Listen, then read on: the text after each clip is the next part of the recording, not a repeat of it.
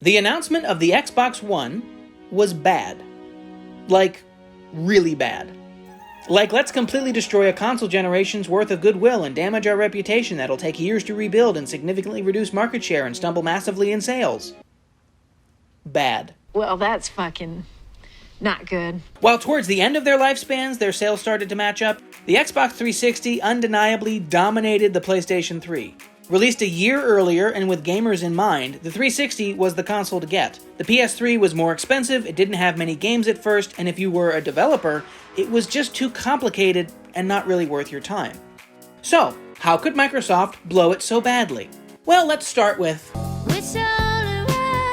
It must be connected to the internet at all times. You can't share any games with your friends. You can't sell or buy used games. Before we even saw the thing, people didn't want it. And then we saw the thing, and people really didn't want it. The big VCR-looking box was revealed on May 21st, 2013 in an E3 presentation led by this guy, Don Mattrick, the head of Xbox at the time. And Microsoft very quickly addressed those pesky rumors. It's true. All of it. It's all true. Well, most of it was true. But it didn't matter. People left feeling uneasy about Xbox's new box. And it was rather expensive and came with a Kinect whether you wanted one or not. So Sony was very easily able to swoop in and basically say, you know all that confusing and anti-consumer crap Microsoft wants to shovel in your face regardless of whether you want it or not? Yeah, we're not doing any of that. So it's better. And people saw that and the lower price tag and the more popular games and the sleeker, smaller console and the gamer-forward practices, and then everyone wanted a PlayStation 4. I am shocked. Shocked! Well, not that shocked. Even before the console's launch, Don Mattrick left Microsoft, though it supposedly had nothing to do with the just stellar Xbox One reveal. Replacing Mattrick would be Mark Whitten, who would see Xbox One's launch and guide it all the way through. Oh, nope, he quit. He is in a all-out sprint. So, in March 2014, Phil Spencer was announced to be the new head of Xbox. And his job seemed to be steady the ship and try and salvage what you can. And it seems like he did. Immediately shifting away from watch TV and focusing on the gamers, Xbox attempted to slow its descent. They removed the Kinect and thus reducing the price $100. And in 2016, they released the Xbox One S, a slimmer, quieter console that helped this whole rebranding thing. Xbox seemed to be on more level ground. And then they announced Xbox Game Pass. Originally, it was likened to be the Netflix of gaming. Game Pass would let players have access to dozens of games for a monthly fee. And while there weren't that many first-party games on the platform, one of Xbox's most recurring criticisms, that quickly changed. Phil went on a spending spree. Treat yourself to $1,000. Compulsion games? Treat yourself. Double Fine? Treat yourself. Ninja Theory? Treat yourself. Playground games? Treat yourself. Undead Labs? Treat yourself. Treat yourself. Treat yourself. Treat yourself. In the span of 2 years, Xbox had either created or acquired 9 different studios to fill out its first-party roster. And while these investments were not immediately apparent, they soon paid off. We Happy Few, Hellblade Senua's Sacrifice, Psychonauts, The Outer Worlds, Forza Horizon, State of Decay. These and more were now owned, in some cases exclusively, by Xbox, and all were available on Game Pass. But none of these acquisitions amount to, in size or scope, to their most recent, ZeniMax Media and Bethesda Softworks, and all of their subsidiaries. Yes! Yes! For $7.5 billion. With a B. Xbox now owns the creators of Dishonored, Wolfenstein, Doom, The Evil Within, and of course, Fallout, The Elder Scrolls, and Starfield, just to name a few. And again, these are, or will soon be, available on Game Pass. So why is this so important? So what? Xbox is making up for lost time by buying developers with already successful franchises, and some of these games won't even be made exclusive to Xbox. So why would Microsoft do this? Money! Yes and no. Yes, owning these studios, while they were rather expensive to purchase, will earn back the investment many times over. And yes, owning popular franchises is always good for business. But what is Xbox's plan here? Phil Spencer has said before he doesn't like the whole console exclusivity thing as it shuts out too many players. It is possible that Starfield won't be an Xbox exclusive, so what's the point?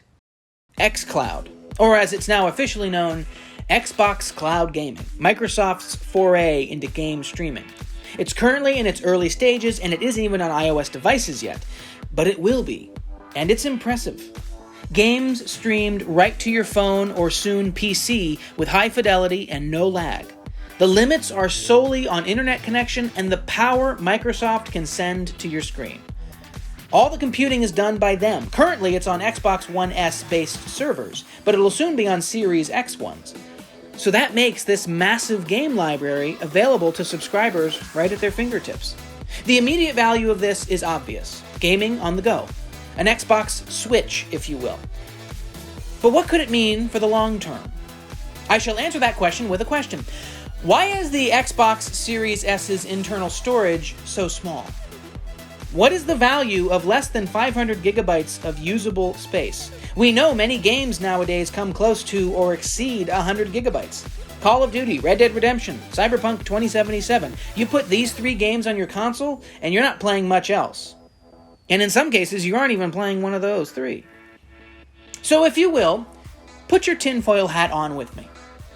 What if, in the long run, Xbox doesn't care about if their console's internal storage is big enough, because as the tech gets stronger and more stable, you could be able to stream games directly to your console without installing them.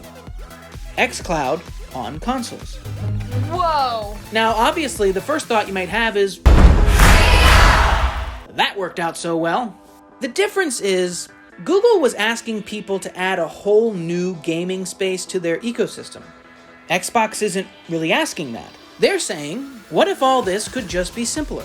Now, this still doesn't fix the problem of massive third-party games hogging the lion's share of hard drive space, but it does feed into the theory that Xbox's true next-generation system isn't the Series X or S, it's Game Pass itself. There is a pervasive feeling I get when Phil Spencer talks about console sales that makes me think he doesn't really care about them. Now, just considering the market share PlayStation has going into this generation, it stands to reason that Xbox's sales expectations should be lower, and it seems they are. But why don't they seem to care? Say it with me. Game Pass. Because Game Pass Ultimate puts the service on your PC, many PlayStation players can still enjoy the Xbox library of games. And as I said, xCloud is currently running on Xbox One S servers, but it'll soon be on Series X ones. But why would they stop there? Microsoft could potentially build even more powerful systems capable of streaming games running on servers putting out double the Series X's power. Imagine the power of the box in your room is irrelevant. That you could play games with the power of 20, 30, even 50 teraflops. And again, third-party games would still have to rely on the power within the system, but that's why something like the Series X exists in the first place.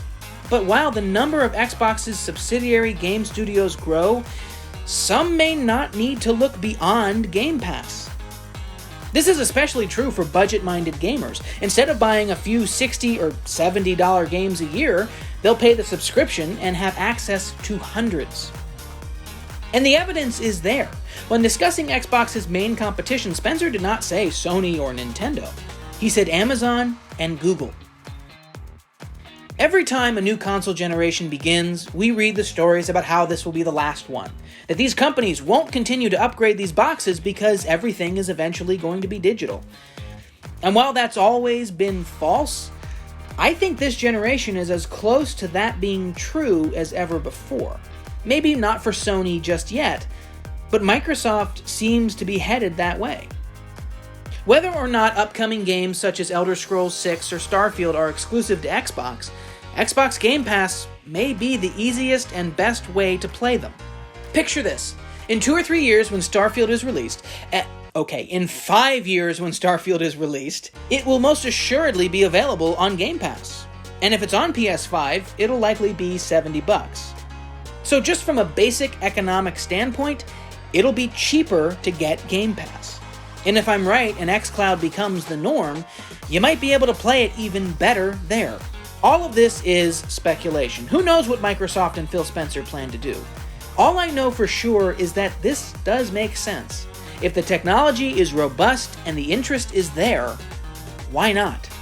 Why not create a situation where Microsoft could sell the Xbox Series D, an all-digital Game Pass machine?